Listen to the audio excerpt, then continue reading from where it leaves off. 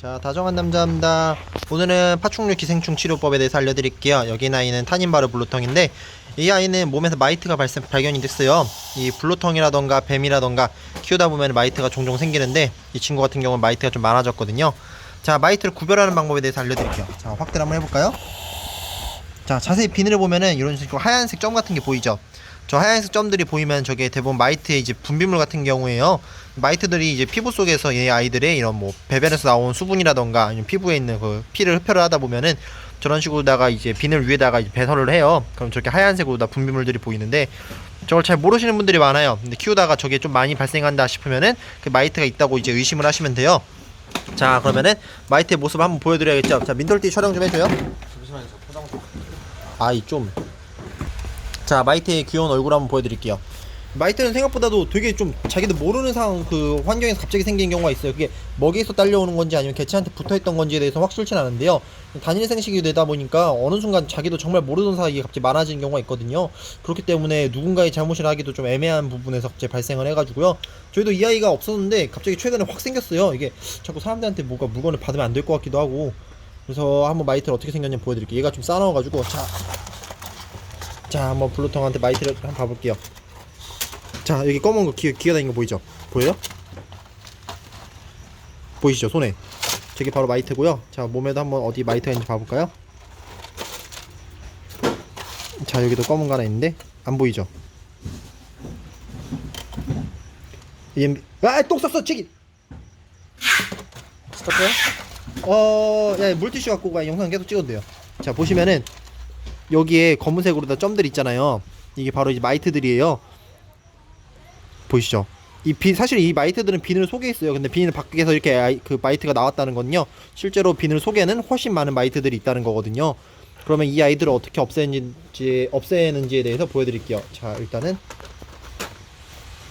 자, 마이트는 좀 생긴다 해서 사람한테 문제가 되진 않아요. 이 파충류들한테 기생을 하는 거라서 사람의 피부 속이나 이런 데 파고 들어가진 않으니까 그거는 걱정 안 하셔도 되고요. 그냥 보기가 되게 좀 더러운 거죠. 자, 일단은 첫 번째로 마이트가 생겼으면요, 일단 먼저 씻어줘야 돼요. 사람 체온보다 살짝 높은 정도의 이제 온수를 담으신 다음에요, 이 온수에다가 이 블루텅을 하루에서 이틀 정도 넣어줄 거예요.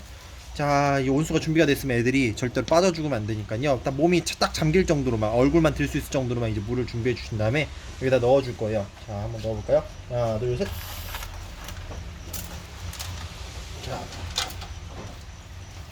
자, 이렇게 넣어주면요, 난리치죠?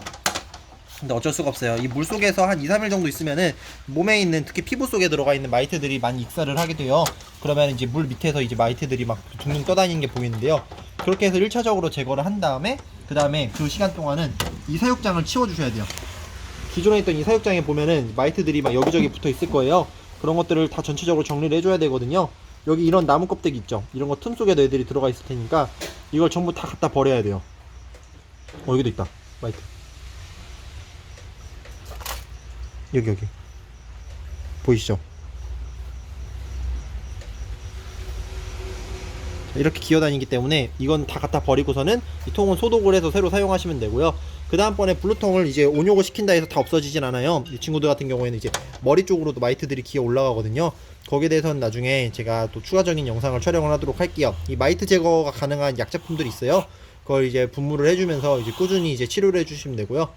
이게 목욕이 끝나고 나면 바로 이렇게 사육장에 투입하는 게 아니라 이 사육장을 소독을 한 다음에 여기다 키친타올을 깔고서 키워야 돼요. 이런 바크 같은 경우 애들이 쉽게 숨다 보니까 키친타올을 깔아주고서는 마이트가 보이는 즉시 하나하나 없애주시고 그 다음에 꾸준히 소독을 하면서 개체들을 계속 정리를 해주셔야 돼요.